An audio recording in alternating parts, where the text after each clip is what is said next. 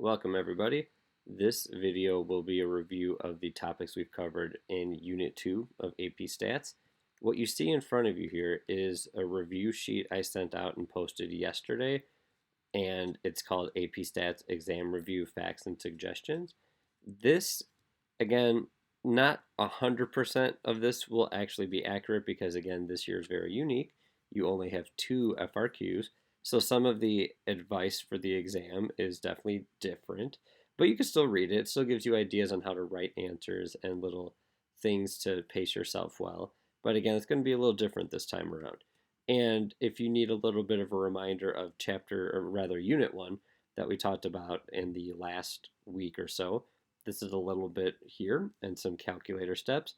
But chapters 7 through 10, that's Unit 2. And so that's kind of the format. The next time around, 11 through 13, that's chapter 3. So this right here, I'm going to sort of walk you through and remind you what a couple of these words mean, a couple tips and tricks, and also look at some of the questions from the Unit 2 review to make sure you are comfortable and understand what's being asked of you. So Unit 2 was all about what they say bivariate data, where you have 2 sets of data and you make a scatter plot. You look for a line of best fit, you see what the correlation coefficient is, and see how close the scatter plot is to your line of best fit, and generally those topics. So to remind ourselves about some vocab, usually you have 2 sets of quantitative data, which means you can make a scatter plot. And when you have a scatter plot, you may have to make one on like a sketch or something for the test, or you might be given one. You can always enter those points into your calculator using, if you recall, going to Stat and Edit. List 1 is usually the X or X variable or the explanatory variable. L2 usually represents Y, what we call the response variable. Okay? Now, one thing we learned early on was you might have to describe a scatter plot. So if you remember, we talked about CUS in Unit 1, where you discuss a distribution. The acronym for describing a scatter plot is what we called USDF.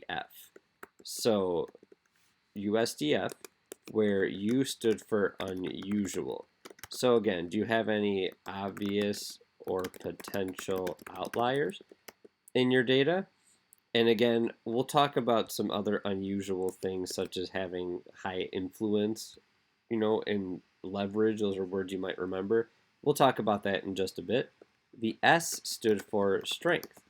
So you could say you either have, it's on a spectrum, I would say from weak to moderate to strong. And there's not like a hard, fast rule on this. Weak correlation, again, this is all about linear relationship. So a weak linear relationship would either be something that is not linear looking, or weak could mean that you have a correlation coefficient in R value, maybe less than 0.3. Moderate, I would say, is about 0.5-ish, 0.6. So if you were like 0.4 something, you might say it's moderately weak. If you had 0.7, you might say it's moderately strong. And I would say a strong relationship, probably somewhere from like 0.8 and onward. So again, this isn't a hard fast rule. You don't have to like say, oh, it's 0.78, it's not quite strong. It kind of depends what you're looking at. But that's what S stands for.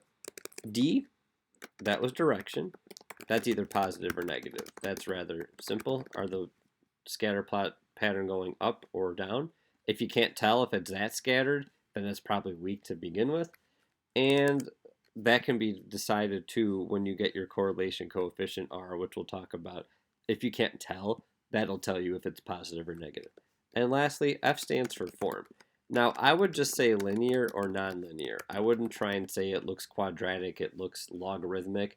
Just say it's linear or nonlinear. So whenever you're asked to describe a scatter plot, that's what they're asking you to do. You would use this. Okay, so that said, other things that are mentioned here are if you have an outlier. Now you learned how to find outliers for single variable data when it's all in one list. What they're saying here is an outlier is probably something with a large residual. And if you remember residuals, or if you don't remember residuals, right here they kind of give you a little sentence. It says it's your actual y value minus the predicted y value. We called residuals in class, if you recall. A residual, we always said, was observed y value minus expected y value. That's basically like saying your actual y from a scatter plot minus the y value you get from your line of best fit. So what do they mean by a big residual? Well, let's look at an example. So this is the first question from the review I assigned to you. Here's your line of best fit, which, by the way, is often called the least squares regression line. That literally means the same thing.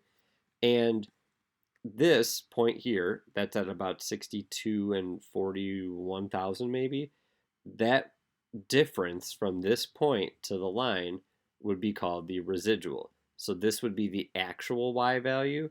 The expected y value is whatever it would be here. So your residual for this point would be, I'm going to estimate 41,000 minus about 26,000. So that difference would be a positive residual. And why they said outliers have large residuals, yeah, this point's pretty far off the pattern. Now, likewise, you could be like here, 80 and let's say 16,000. That point is significantly below what was expected. So what we observed was a y value of about 16,000. What we were expecting was about a y value of maybe 28,000. That would be a negative residual. So residuals are the difference, the vertical distance a point is from its line of best fit. If you have a very positive residual, the model underestimated your data. If you have a very negative residual, the model overestimated your data. So that's what this line was saying here. Outliers have large residuals. Influential points of large influence, those are points that would change the slope of your regression line substantially, either making it significantly less steep or possibly changing it from positive to negative. They usually have very large x values. So to have a lot of influence on the graph, I mean, this has a large x value, but it's not too far from all the other points. Influence is the case where it's like significantly farther out from all the other points in the x direction. So if I had another one, and again, this scatter plot is number of wins for baseball teams versus their attendance. If you had a team that won 150 games and is all the way out here, and their attendance was maybe where my arrow is, that would have a large influence on where this line would actually end up going. And you'd say that point is highly influential, and that's something you could mention in your USDF part. You could say I have potential outliers at the points with high residuals and possibly a highly influential point if it has either very large or small x value in comparison to the other points. Okay, so that's it. We also have to talk about what's called the correlation coefficient, or R. And remember, the closer R is to 1, the stronger the linear relationship. It's all about linear. So again, this little tidbit here says it could be negative or positive depending on the direction of the scatter plot. The correlation coefficient of 0 doesn't mean there's no relationship. It means there's no linear relationship. So again, it talks about here the values being considerably weak or strong or moderate. It's all about linear strength, like the strength of the linear relationship. Now, correlation coefficient is not a percent. So if you have an R of 0.75, don't say 75%. Just say the correlation coefficient is 0.75. Now, the next thing it goes on to talk about is the slope.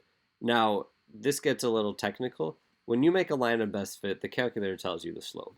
Technically, that slope is the correlation coefficient times the standard deviation of the y variable divided by the standard deviation of the x variable.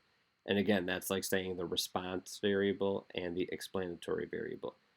If you were graphing z-scores of all your points, then the slope of that is r. That's a little technical. Basically, what we're trying to tell you is if you use your calculator, you won't have to worry about this. Now, R squared, that's something your calculator also spits out. That's technically called the coefficient of determination, but you can basically know it as this. It is the fraction or percent of variation in the y variable that can be explained by the model or by the x variable in your model. So that's almost like a sentence you would say. If r squared was 0.80, you would say 80% of the variation in the y variable can be explained by the x variable in this model. That's what that means. That's what that represents. Okay, now notice r squared, because you're squaring, will always be positive, but again, it could be a negative relationship, but r squared is always positive because it's describing the percent of variation. Okay, now it goes on to say know the difference between a scatter plot and a residual plot. And I'll show you this. We're going to go through the calculator in just a second. The residual plot is you would actually, the calculator can do this, plot the residuals. And remember, you're hoping to see a random scatter. Residuals, if you see any type of like U shape or what we called coning and fanning, where it looks like the dots are following some type of like pattern, that would indicate that your points weren't probably linear to begin with. And we'll talk more about that in a second. But a scatter plot is the actual data. A residual plot is showing hopefully random scatter. You want your residuals to appear randomly distributed. Okay, talks about interpreting the slope and y-intercept. Again, slope is what's really important. The y-intercept, when you're using real data, is often kind of a nonsense point, but it's needed to graph the line of best fit. So we'll talk about that via an example. And lastly, one other thing we talked about in Unit 2 before we get into some specifics, if you see something that's nonlinear, or the residual plot indicates to you that there's a pattern going on, we learned that you could take the natural log or the log of the response variable first, and that often helps make it look more linear. And we called that re-expressing data. So we learned that should you see something that appears exponential, taking the log of the y values can help you make a linear relationship with a new scatter plot.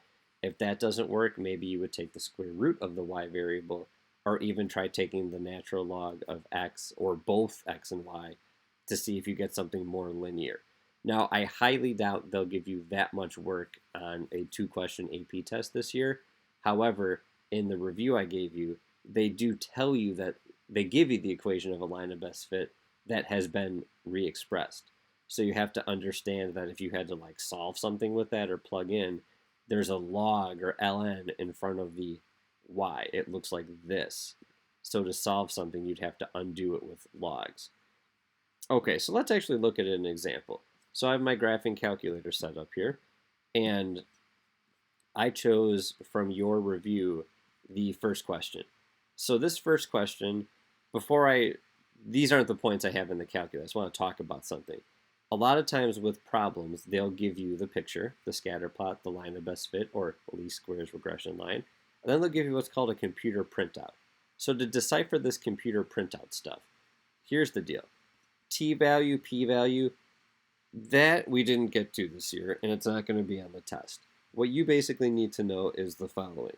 Whenever you see the word constant and then coefficient, I want you to think about what that means in like slope-intercept form. The constant is your y-intercept.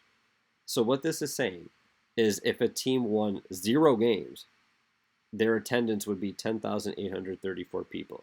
Now that point is not on here. Again, that's hypothetical.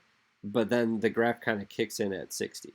But that's what that means. And again, sometimes that's unrealistic because if a team really wins no games, will people still show up? Yeah, probably.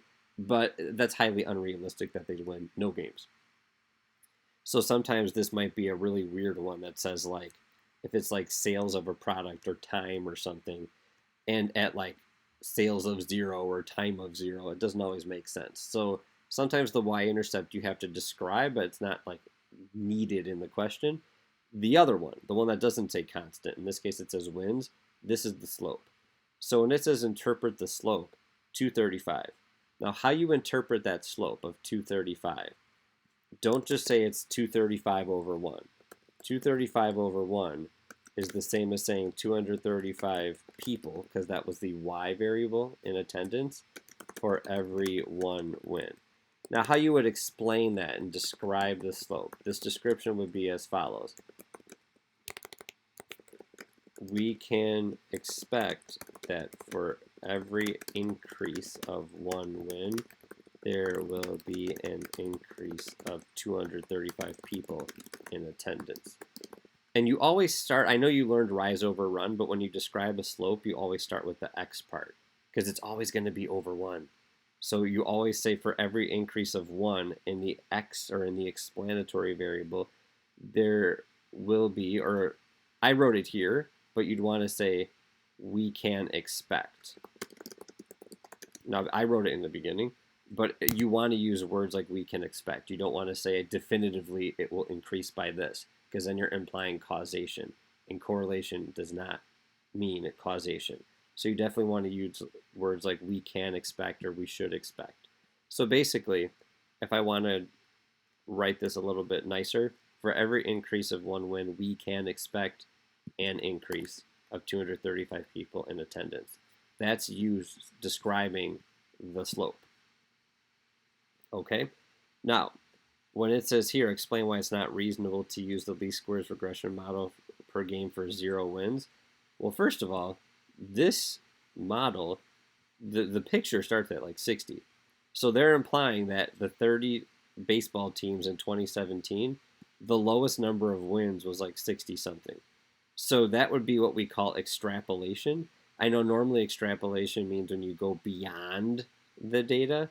Well, you're still going beyond the data. This model is from 60 wins to about 100 something wins. To predict 0 wins the attendance, or even like 150, that's going outside your model. That would be a case of extrapolation. And lastly, when it says, what's the value of the correlation coefficient? Now, that comes back to the computer printout. Really, all you needed from this whole printout was this here, and then boom, right here. Adjusted R squared, that is not for our class. T and P value, not part of this year's test. Here it is. Now, R squared is 12.29%. We said that what that means is 12.29% of the variation in attendance can be described by wins according to this model. If you need to find R, you would just take the square root of this, but take it as a decimal. So if you took the square root of 0.1229, that would be the correlation coefficient. And lastly, they go on to give you a point. Now this is like interpolation. They're giving you a number of wins that would fit in the model. But they're saying you would remove it from the data. How would that impact everything going on? So if you have the time, you could try to type all these points in and see what would happen if you literally remove that point. But if you were to remove this point here, they're saying what would that change?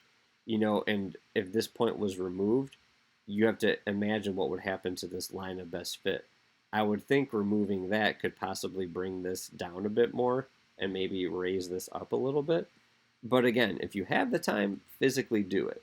If you don't, you can just think about what would happen. You're removing this point. What do you think that would do? Since this was an the model underestimated here, this point is probably pulling the line up, so I would imagine this would drop it down a bit and raise this up a bit. Okay, so that's how you can interpret a computer printout. Another thing I wanted to look at with you is an actual scatter plot. So here's a question talking about the swine population and the amount of atmospheric ammonia evident on a farm and seeing if it changed over time. So I know there's 3 rows here, but the data you would plot would be swine to atmospheric ammonia.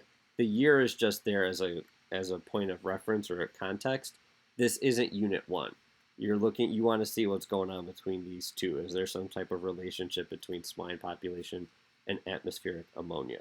So to construct a scatter plot, notice it's not as many points. That's a little bit more realistic. Let's talk about how you would do that. In your calculator, you would go to Stat Edit, and you now have data in List 1 and List 2. I've already typed it in. To make a scatter plot, you would go to second, y equals, and hit enter. Now, make sure the word on's highlighted. Scatter plot's the first one. And you want to make sure your X list is L1 and your Y list should default as L2, or hit second 2. So this would be my scatter plot. It's not going to have the best window. You're going to have to do that yourself. So for window, we would say, all right, this is X. It goes no higher than 1.85, no lower than 0.38. So how about we go from 0 to 2? And the Y's go from 0.13 to a high of like 0.38. So I'm going to say 0 to 1. And if I graph this scatter plot, let me make sure nothing's in here. Okay.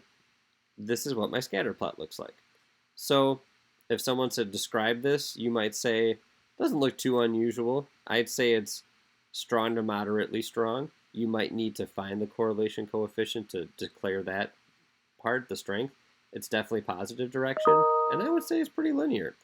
So now, how do you find that correlation coefficient? Well, before you do anything besides scatter plot, remember your calculator might not have what's called the diagnostic on. So you should all do this just as like a quick check and make sure this is always on. If you hit second, 0, so you go to catalog, this will bring up all the programs in your calculator, and if you hit this one here, see how it's the letter D? If you hit X to the negative first, you want to scroll down to find diagnostic on. And why we're turning this on, this makes sure your calculator gives you R and R squared when you run a linear regression test. If you do a linear regression test and you don't see R or R squared, this is why you have to turn this on. So again, second, 0, X to the negative first, and turn on that diagnostic.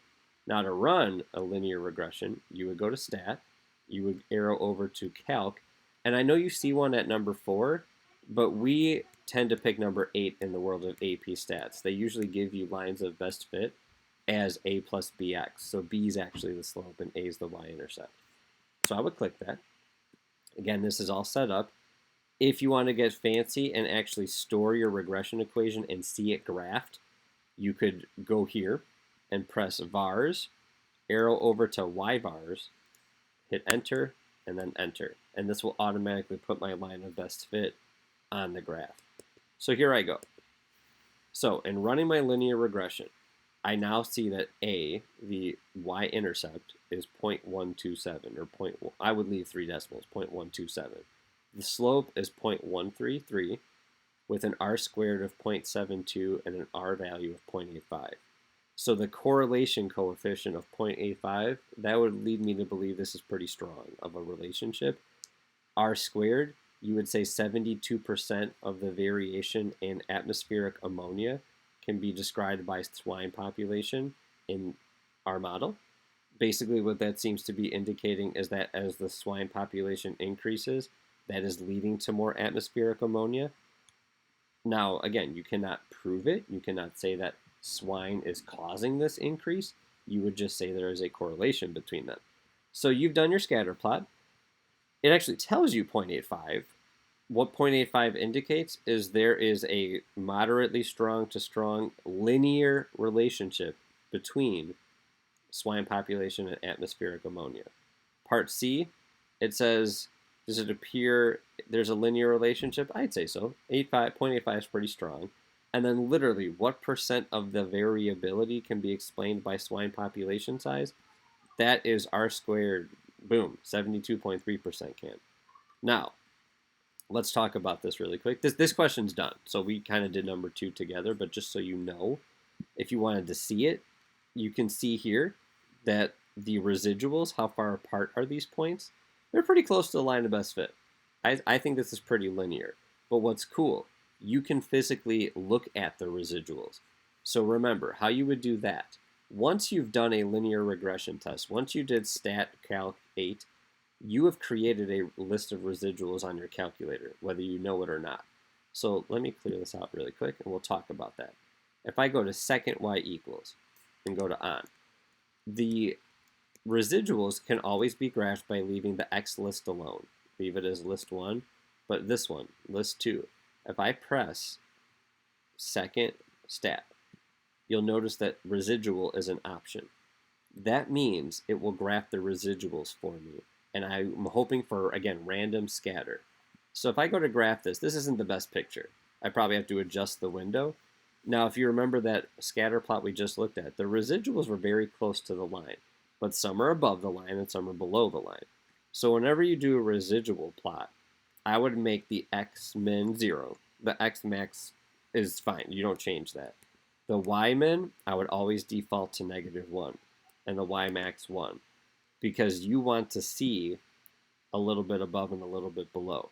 Now, if there was a non-linear relationship, you would have saw these residual plots either do some type of parabolic motion, or you would have saw them maybe clustered together and then slowly fan out, or vice versa, very spread out, and then it starts to get closer and closer and closer.